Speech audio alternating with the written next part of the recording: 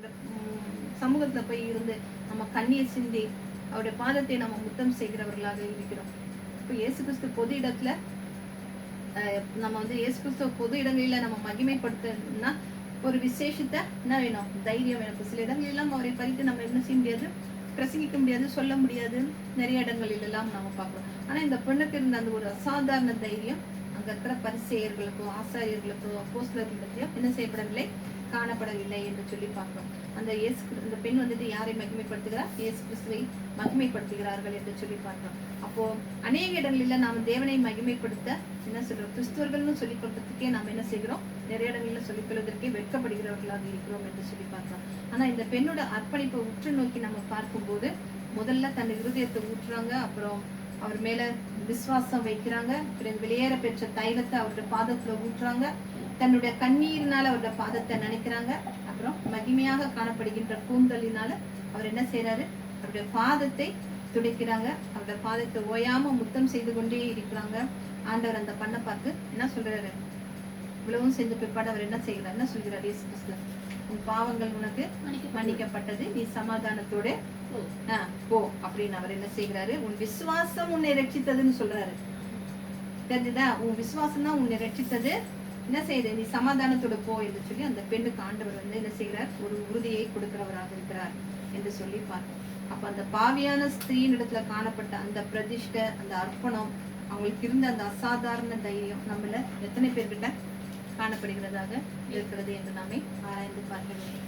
அப்போ பிரதிஷ்டை இல்லாத ஒரு ஜீவியம் அது ஒரு மாயையான ஒரு ஜீவியம், பொய்யான ஒரு வாழ்க்கை, நாமே ஏமாற்றிக் கொள்கிற தேவ பக்தியினுடைய நிறைய பேர் என்ன செய்றாங்க, தேவ பக்தியோட வேஷம் போட்டுதான் இன்னைக்கு நிறைய பேர் என்ன செய்கிறவர்களாக இருக்கிறார்கள், மக்களை ஏமாற்றி தாங்கள் வாழ்ந்து கொண்டிருக்கிறவர்களாக இருக்கிறார்கள் என்று சொல்லி பார்க்கிறோம். அவர்கள்கிட்ட பிரதிஷ்டை என்பதே இல்லை, இப்படிப்பட்ட காரியங்கள் எல்லாம் அவர்களுக்கு காணப்படவில்லை என்று சொல்லி பார்க்கிறோம். எபிசு சபையை பார்த்து என்ன சொல்றாரு, அந்த 7 சபைகள்ல ஒரு சபையை பார்த்து என்ன சொல்றாரு, என் நாமத்தின் நிமித்தம் நீ வந்து இலைப்படையாமல் பிரயாசப்பட்டதை அறிந்திருக்கிறேன், ஆனாலும் நீ என்ன செய்த, ஆதியில கொண்டிருந்த அன்பை விட்டாய் என்று உன் பேரில் எனக்கு குறை உண்டு என்று சொல்லி ஒரு எபிசு சபை கிட்ட ஆண்டவர் சொல்கிறது. 7 சபைகள்ல எபிசு சபை கிட்ட சொல்கிறத பார்க்கிறோம். அப்போ அர்ப்பணிப்பு நம்மள நம்ம அநேகருக்கு ரட்சிக்கப்பட்ட நாள்ல இருந்தது இப்பவும் இருக்கானா இல்ல, நிறைய பேருக்கு அப்போலாம் வந்து ரட்சிப்பு பெற்றுட்டோம், பரிசுத்தாவியை பெற்றுட்டோம், கொஞ்ச நாளைக்கு பாக்குறோம் ஒரே இதாவே தான் இருக்கும், அப்புறம் கொஞ்சம் கொஞ்சமா அது என்ன செய்து வரும், அப்படியே குறைஞ்சுக்கிட்டே வருகிறதாக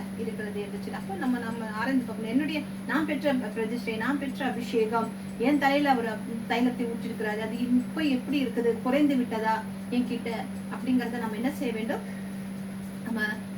நம்ம நாமே ஆராய்ந்து பார்க்க வேண்டும். அந்த அப்படி நம்ம குறைந்திருக்குமானா நம்ம என்ன செய்யணும், தேவனை நோக்கி பார்த்து அவரோடு உள்ள ஐக்கியத்தை நாம இன்னும் ஐக்கியமாக சேரும்போது அவருடைய நேசப்பொடி நம்மே பறக்கிறதாக இருக்கும் என்று சொல்லி பார்த்தோம். அப்போ பிரதிஷ்டையை புதுப்பிக்க இன்றைக்கு நம்ம என்ன செய்ய வேண்டும், எல்லாருமே வந்து ஒரு தீர்மானம் எடுக்க வேண்டும் என்று சொல்லி நம்ம பார்ப்போம். அல்லேலூயா. அப்போ நம்முடைய இந்த நாளிலும் எதை பார்த்தோம், பிரதிஷ்டையை நம்ம பார்த்தோம் என்று சொல்லி நம்ம பார்க்கிறோம். ஒரு நிமிஷம்.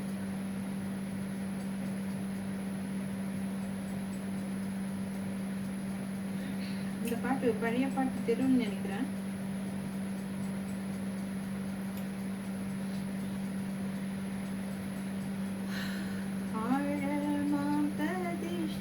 செய்து கொண்டு தோழராமேசுவில் சார்ந்து கொண்டு வாழான லோகத்தை தள்ளி விட்டு வாழவே செல்கிறேன் மோட்ச வீட்டில், பிரதிஷ்டையை நான் புதுப்பிக்கிறேன், கிறிஸ்தேசுவில் தினம் ஜீவிக்கவே, பிரதிஷ்டையின் ஆழம் சிலுவை தானே, இயேசுவை பின் செல்லுவேன், ஈலோக இன்பங்கள் ஒன்றும் வேண்டாம், மேலோக இன்பமே என் வாஞ்சையாம், ஈலோகில் என் காலம் பறந்திடுமே, மேலோகில் பொற்காலம் வாழ்ந்திடவே, பிரதிஷ்டையை நான் புதுப்பிக்கிறேன், கிறிஸ்தேசுவில் தினம் ஜீவிக்கவே, பிரதிஷ்டை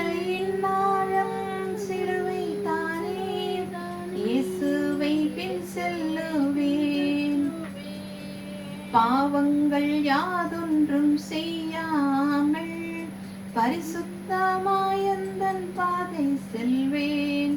கரைகள் என் ஆத்மாவில் ஒட்ட விடேன். குறைகளை ஒழித்தோங்கி பின்னால் செல்வேன்.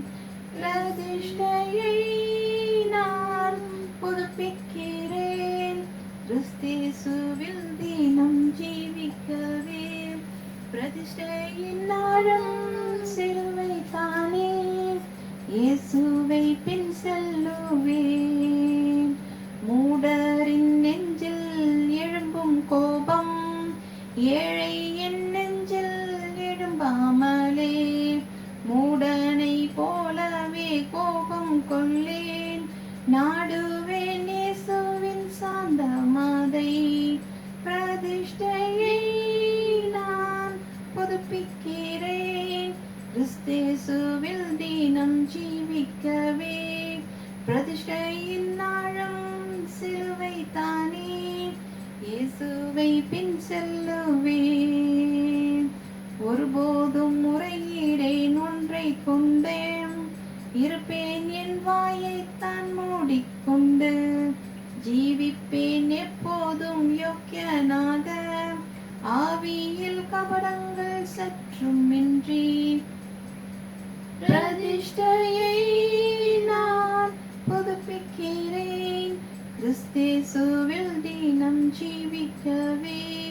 பிரதிஷ்டையின் ஆழம் சிலுவை தானே. இயேசுவை பின் செல்லுவேன். நாம் பிரதிஷ்டை இன்றைக்கு எந்த அளவுல இருக்கு, குறைந்து போயிருக்கிறதா என்பதை நாம அறிந்து நாம பிரதிஷ்டையில வளர வேண்டும். அல்லேலூயா. தக்கத்தங்க இந்த நல்ல வார்த்தைக்காக தேவனை நன்றி துதிக்கிறேன். ஆமென். அல்லேலூயா. ஸ்தோத்திரம் ஆண்டவரே. நன்றி இயேசுவே. நன்றி ஆவியானவரே. நன்றி பிதாவே. அப்பா, இந்த நாளிலும் ஆண்டவரே அபிஷேகிக்கப்பட்ட ஜனங்கள், அல்லேலூயா, கர்த்தருக்கிருந்து பிரித்தெடுக்கப்பட்ட ஜனங்கள் எப்படி ஆண்டவரே மோசே ஆரோனை பிரித்தெடுத்தாரோ, ஆண்டவரே தேவனுக்கென்று பிரதிஷ்டிக்கப்பட்ட ஜனங்களாய் நாம் இருக்கிறோம் என்பதை இயேசு கிறிஸ்துக்கு பிறகு நாம் அபிஷேகப்பட்ட ஜனங்கள். ஆமாண்டவரே, எப்படி மோசே தன்னுடைய ஆமாண்டவரே தேவன் பிரதிஷ்டை பண்ணினார் மோசை, அதே போல மோசையும் ஆண்டவர் ஆரோனை பிரதிஷ்டை பண்ணினார். அதே போல இயேசு கிறிஸ்துவும் தாம் அபிஷேகம் பண்ணின ஜனங்களுக்கு தனக்கு பிறகு கண்டு என் ஜனங்கள் என்னுடைய வார்த்தையை எடுத்துக்கொண்டு ஆண்டவரே முன் வருவார்கள் என்பதை அவர் அறிந்து தேவன் நம்மளை அபிஷேகித்திருக்கிறார். ஹல்லேலூயா, ஹல்லேலூயா. ஆகல்தான் ஆண்டவரே, ஹல்லேலூயா, இந்த நாளில் நல்ல ஒரு அபிஷேகம் ஆமாண்டவரே குறித்து நாங்கள் நல்ல ஒரு செய்தி கேட்டோம். ஆமாண்டவரே, அபிஷேகம் தேவனுக்கென்று பிரித்தெடுக்கப்பட்டவர்களாய், தேவனுடைய காரியத்துக்கென்று பிரித்தெடுக்கப்பட்டவர்களாய், தேவனுடைய சித்தத்துக்கென்று பிரித்தெடுக்கப்பட்டவர்களாய், தேவனுடைய திட்டத்துக்கென்று பிரித்தெடுக்கப்பட்டவர்களாய் நாம் ஆமாண்டவரே இருக்கிறோம் என்பதை உணர்த்த ஆண்டு இந்த நாளில் மீண்டும் மீண்டும் ஆண்டவரே அப்பா ஆமாண்டவரே, ஏனென்றால் வானமும் பூமியும் அழிந்து ஒழிந்து போயின் வார்த்தையில் ஒரு உறுப்பாயிலும் அழிவதில்லை ஒழிவதில்லை என்று சொன்னவர் வாக்கு மாறாத எங்கள் மத்தியில் ஆசீர்வாதிக்கிறீர் என்பதை நாங்கள் உணர்கிறோம். அப்பா, இன்றும் நேற்றும் இன்றும் என்றும் மாறாதவர் எங்களோடு கூட இருக்கிறீர் என்பதை நாங்கள் உணர்ந்து கொள்கிறோம் ஆண்டவரே. ஆகிய தான் ஆண்டவரே திரும்ப திரும்ப எங்களோடு பேசிக்கொண்டிருக்கீங்க. ஏன்னா தாம் அபிஷேகப்பட்ட ஜனங்களுக்கு முன்பாக இந்த வார்த்தைகளை பேச வேண்டும் என்பதற்காக ஆணித்தரம் ஆவியான பெருமூச்சில் வேண்டுதலை செய்கிறார். ஆமாண்டவரே, அபிஷேகப்பட்ட ஜனங்கள், ஆமாண்டவரே பிரித்தெடுக்கப்பட்ட ஜனங்கள், ஆமாண்டவரே எல்லாருக்கும் ஆசீர்வாதமாய் இருக்க வேண்டும் என்பதற்காகவே தேவனுடைய வார்த்தைகளை, தேவனுடைய ஆமாண்டவரே திட்டங்களையும் நிறைவேற்றி மகிழ்கிறவராய் இருக்கிறீர் ஆண்டவரே. ஹல்லேலூயா. சோத்திரம் சோத்திரம் சோத்திரம். அபிஷேக ஒலிவ மரம் உங்க ஆலயத்தில் நடப்பட்டவர், உங்க சமூகத்தில் வாழ்கின்றவர், உங்க அன்பையே நம்புவோம். நாங்கள் அபிஷேக ஒலிவ மரம் உங்க ஆலயத்தில் நடப்பட்டவர்கள், உம் சமூகத்தில் வாழ்கின்றவர்கள், உம் அன்பையே நம்புவோம். உம் வசனம்தான் பசியாற்றும் உணவு, உங்க பிரசனம்தான் தாகம் தீர்க்கும் தண்ணீர். உங்க வசனம்தான் பசியாற்றும் உணவு, உங்க பிரசனம்தான் தாகம் தீர்க்கும் தண்ணீர்.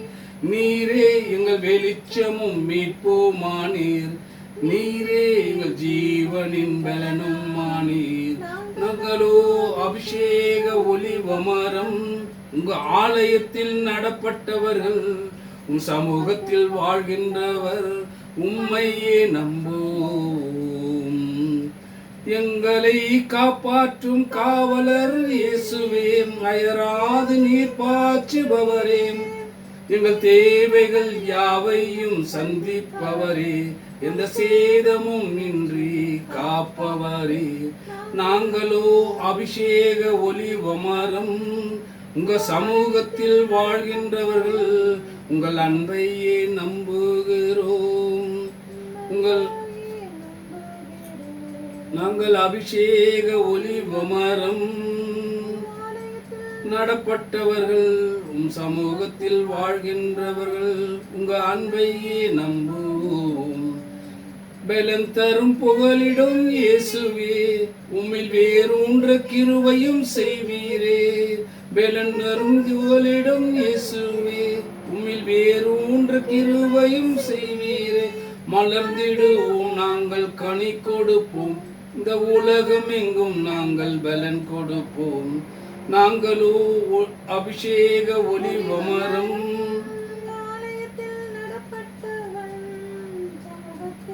வாழ்கின்றவர் அன்பையே நம்புவோம். ஆமென் ஆண்டவரே. அகல்தானவரே, நல்ல சமாரியன் இயேசு எங்களை தேடி வந்தாரே. நல்ல சமாரியன் இயேசு எங்களை தேடி வந்தாரே. அனைத்து அருகில் வந்தாரே, மனது உருகினாரே. நல்ல சமாரியன் இயேசு எங்களை தேடி வந்தாரே. ரசத்தை வார்த்தாரே, ரட்சிப்பை தந்தாரே. எண்ணெயை வார்த்தாரே, அபிஷேகம் செய்தாரே. நல்ல சமாரியன் இயேசு எங்களை தேடி வந்தாரே. சபையில் சேர்த்தாரே, வசனத்தால் காத்தாரே. காயம் கட்டினாரே, தோளில் சுமந்தாரே. நல்ல சமாரியன் இயேசு எங்களை தேடி வந்தாரே. எங்களை கண்டாரே, அணைத்து கொண்டாரே. அருகில் வந்தாரே, மனது உருகினாரே. நல்ல சமாரியன் இயேசு என்னை தேடி வந்தாரே. ஆமென். ஆகல்தான் எங்களுக்கு ஒரு நிச்சயம் உண்டு, முடிவு உண்டு. மீண்டும் வருவாரே, அழைத்து செல்வாரே.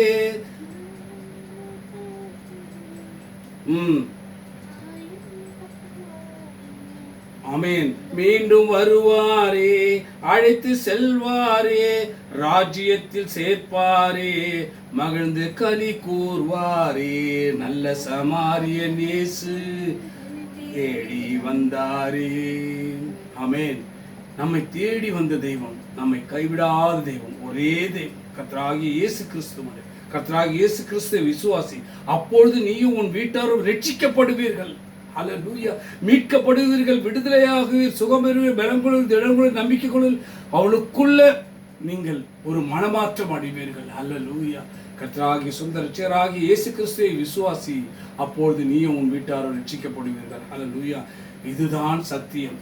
சத்தியமே உங்களுக்கு நித்தியம், நித்தியமே உங்களுக்கு ஜீவன், ஜீவனே உங்களுக்கு பலன், பலனே உங்களுக்கு அரண், அரணே உங்களுக்கு கோட்டை, கோட்டையே உங்களுக்கு தஞ்சம், தஞ்சமே உங்களுக்கு அடைக்கலம், அடைக்கலமே உங்கள் ஆபத்து காலத்தில் அனுகூலமாக இருக்குது. தேவ பிள்ளைகளை, இந்த செய்தியை இந்த நாளில் கேட்டதற்காக கர்த்தரை சோத்தரிப்போம். இந்த நாளில் ஆவியான நம்ம மத்தியில் அசைவாடின அப்படினால் கர்த்தரை சோத்தரிப்போம்.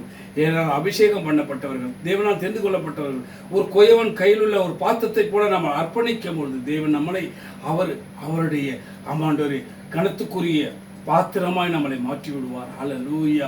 ஹல்லேலூயா. நமக்குள்ள இருந்த களிமையில நீக்கி விடுவார். ஹல்லேலூயா. தேவன் நம்மளை பரிசுத்தப்படுத்தவே விரும்புகிறார். ஹல்லேலூயா. ஹல்லேலூயா. ஹல்லேலூயா. ஹல்லேலூயா. சுத்தமான பொன்னாக, சுத்தமான வெள்ளியாக, சுத்தமான ஆமாண்டவரே ஒரு பொருளாக, ஒரு பாத்திரமாக நம்மளை வணைய அவர் ஆயத்தமாக இருக்கிறார். நாம் நம்மை நாமளே அர்ப்பணிப்போம். நம்ம ஆவி ஆத்மா சரிகளத்தை நம்ம அவர் கர்த்தரிடத்தில் ஒப்பு கொடுப்போம்.